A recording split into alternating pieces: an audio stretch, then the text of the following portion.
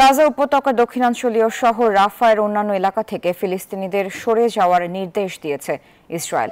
পুরো রাফা স্থল আক্রমণের পরিকল্পনা নিয়ে এগিয়ে যাওয়ার ইঙ্গিত দিয়েছে ইসরায়েলি সামরিক বাহিনী। এদিকে ইসরায়েলের সাথে ত্রাণ নিয়ে কাজ করতে অস্বীকৃতি জানিয়েছে মিশর।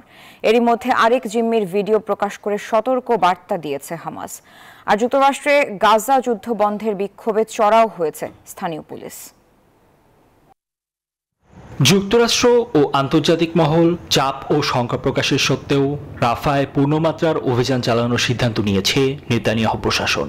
আর এর জেরেই রাফার অন্যান্য এলাকা থেকেও ফিলিস্তিনিদের সরে যাওয়ার নির্দেশ দিল ইসরায়েলি বাহিনী। এর মাধ্যমে পুরো শহরটিতেই স্থল আক্রমণের পরিকল্পনা নিয়ে এগিয়ে যাওয়ার ইঙ্গিত দিল আইডিএফ। গাজার উত্তরাঞ্চলেও অব্যাহত রয়েছে যুদ্ধ। এদিকে রাফায় ইসরায়েলের অগ্রহণযোগ্য উত্তেজনা বৃদ্ধির কারণে ত্রাণ নিয়ে তাদের সঙ্গে কাজ করতে অস্বীকৃতি জানিয়েছে মিশর। গাজায় মানবিক পরিস্থিতির বিপর্যয়ের জন্য শুধুমাত্র ইসরায়েলকেই দায়ী করে দেশটি।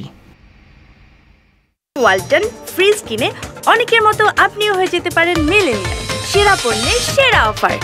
চলমান উত্তেজনার মধ্যেই শনিবার আরেক ইসরায়েলি জিম্মির ভিডিও প্রকাশ করে সতর্কবার্তা দিয়েছে হামাস। গোষ্ঠীটি জানিয়েছে ইসরায়েলি হামলায় নিহত হয়েছেন নাদাফ পোপেলওয়েল নামের এ জিম্মি। ভিডিওটিতে সতর্কবার্তায় লেখা রয়েছে, সময় ফুরিয়ে যাচ্ছে, মিথ্যা বলছে ইসরায়েলি সরকার। এরই মধ্যে ইসরায়েলে আরও জোরালো হচ্ছে সরকার বিরোধী বিক্ষোভ। শনিবারও নেতানিয়াহু সরকারের পতনের দাবিতে সড়কে নেমেছে আন্দোলনকারীরা। একই দিনে যুক্তরাষ্ট্রের ফ্লোরিডার অরল্যান্ডোতেও ফিলিস্তিনপন্থী বিক্ষোভকারীদের সঙ্গে ব্যাপক সংঘর্ষ হয়েছে পুলিশের। নিবির আমিন, নিউজ 24।